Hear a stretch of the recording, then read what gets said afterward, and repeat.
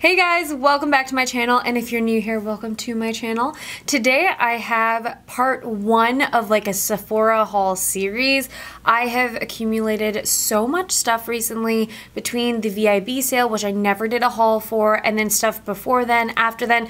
There was just too much to put into one haul, so I broke it down into face, lip, body, perfume, and then eyes, and they're going to be just 3 separate videos so that I can get everything to you.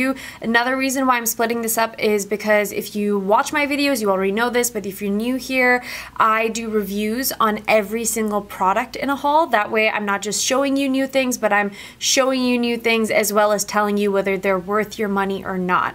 So that is why my hauls tend to be a little bit lengthy. So for that reason, let me not waste more time and let's get right into it. This is the Tom Ford Traceless Perfecting Foundation Broad Spectrum SPF 15. It's supposed to be a medium coverage, long wearing, sweat proof, humidity resistant foundation that's gonna blur and smooth out pores and other slight imperfections.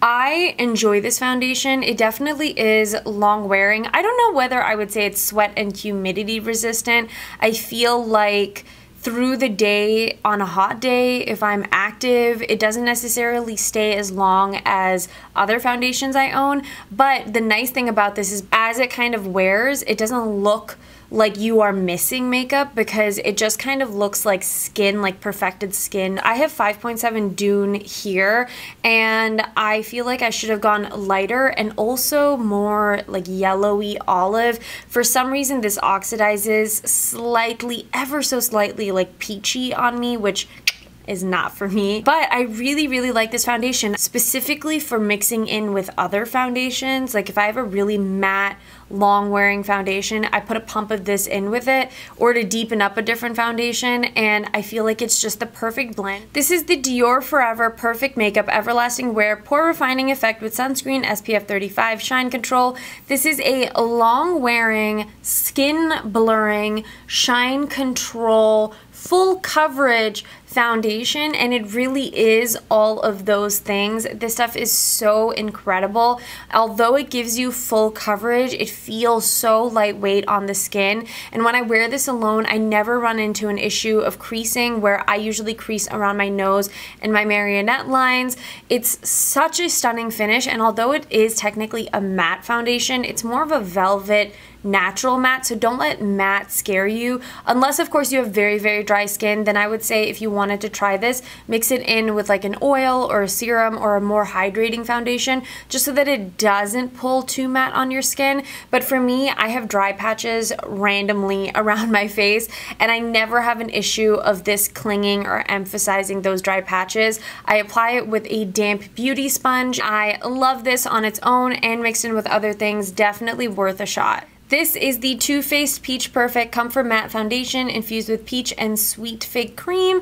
Oil-free, 14-hour wear, oil-controlling, photo-friendly. I have mine in the shade Sand. I find that it is definitely a more natural matte finish, so it doesn't make you look just completely flat, but it is beautiful coverage, which I like because it can actually be medium coverage to buildable full coverage, so you can kind of swing it either way you want, so it's a little more versatile, and it feels really nice on the skin. Although it is a matte finish, I find that it almost feels a little hydrating on the skin while giving me a velvet matte finish, and it is fairly long wearing. It sits beautifully on the skin. The color is a great match for me. It comes with a pump, which is really nice too. It's really convenient to travel with. You can kind of squeeze the product up as you run out of it and keep pumping it out, so you're definitely getting all of the product. I even sometimes will pop this in with a moisturizer to make it like a tinted moisturizer, but it's just a really pretty matte foundation that's maybe a little more affordable than some of the other ones I'm talking about, but I really like this foundation. No complaints here. I totally forgot to talk about this, but the Dior foundation has a pump,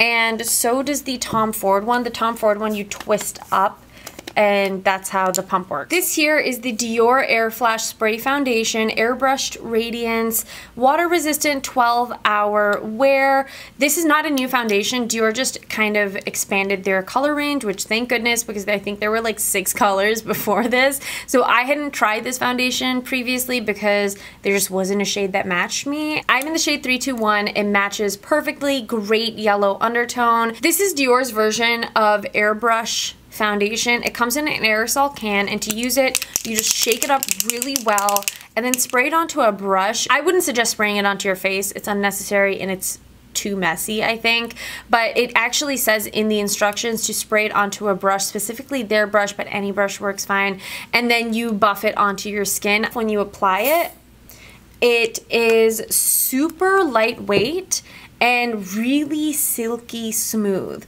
So this is, I feel, gonna be great for tons of different skin types. If you have very, very dry skin, you definitely wanna make sure that you are exfoliated, you are well hydrated and primed and ready for this product, because as it dries down, it might pull a little drier than you want it to. It has a nice natural matte velvet glow to it, but once it dries down, it's like dry. It's so lightweight, it feels like skin, and this sucker is not going anywhere. That water resistant thing is a fact. If you put this on the back of your hand in the store and you wash your hand, you can actually see the water bead up, and the foundation does not fade, it doesn't move. The one thing I will say as a disclaimer is that the first ingredient is butane, and I want to say the third ingredient is another aerosol can related chemical. So just be aware you are getting exactly what you pay for. However, it is a beautiful foundation. If you can find a perfect match,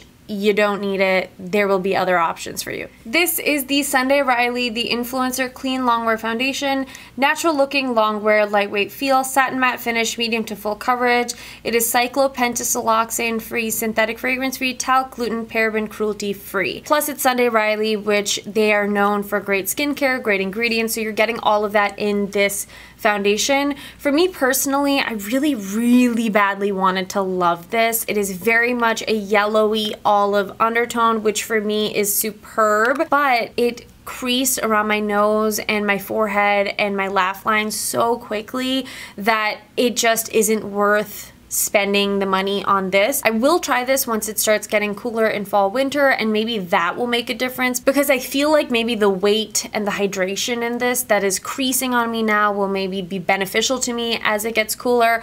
But just for me personally, it is so beautiful on my hand and on the skin when you first apply it, but it just doesn't last long enough for me to justify spending what this costs. I definitely will get through the whole bottle. It's just not my favorite purchase of this haul. This is the Bobbi Brown Skin Longwear Weightless Foundation SPF 15 Full Cover Oil Free Shine Control. This foundation is a medium to buildable full coverage foundation that feels weightless on the skin, but it also feels a little hydrating, so as it wears and dries down, your skin doesn't feel like it's tightening up. The one thing I will say about this foundation is that although it feels hydrating, if you have any dry patches on your skin, it can emphasize them. Just make sure you're well exfoliated, and this won't cling to things that really aren't dry. Beautiful color range. Like, this color is so perfect for me. So much yellow, so much olive. I absolutely love it. You can apply it with a brush, a beauty blender, however you feel, and it definitely gives you that beautiful glow to the skin. Do you see that? I love the way this just catches the light. I definitely think this one is worth a try if you have kind of combo to oilier skin. This is the Dior Forever Undercover 24-Hour Full Coverage Foundation. This is a little bit newer to Dior, and I'm not really the biggest fan of it. It is a super lightweight foundation. I find that that's a theme that a lot of brands were into coming into the warmer months. For me, this foundation is one of those that emphasizes dry skin that I don't think I even really have, unfortunately. It is a silicone-y, super smooth, watery foundation. It blends really nicely and just soaks right into the skin. On my hand, it looks so just smooth and perfected and glowy and hydrated almost, but for some reason on my face this just doesn't work, and I don't know what it is. It makes me so frustrated. I'd mix this in with other foundations and I still am getting use out of it. But if you have very oily skin, or if you live in an incredibly humid climate, definitely try this. My mom lives in a very humid climate and this stuff looks amazing thing on her. Yeah, I don't know. I'm undecided about this foundation here. This here is the Cover FX Power Play Foundation. This is a matte foundation. If you have combo skin, if you have drier skin, don't do this, or play around with it with other foundations, because this on its own is going to just be matte. That being said, if you have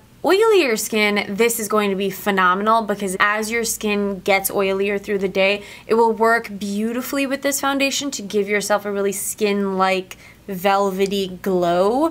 It is a really nice, convenient plastic bottle, super travel friendly. It's like a little cube, and then you just squeeze a little bit of this out. It's a medium to buildable full coverage foundation. So the nice thing about this is that you can use it on its own, but you can also mix it in with your moisturizer, with other foundations. If you have something that in the summertime maybe is too luminous or too glowy for you, you can pop this in to give it a little bit more of a mattifying finish without changing up the formula too much. This is the Shiseido Synchro Skin Lasting Liquid Foundation, oil-free, broad spectrum, SPF 20. I will say that there's not a lot of color selection, unfortunately. I believe this is golden 3 and there might be a golden 4, but that's it. So color selection right off the bat makes it almost not even worth it, but I'm not gonna lie, the Shiseido foundations to me are really beautiful, high quality product. This foundation is really, really lightweight, very long lasting. It looks like skin, it feels like skin.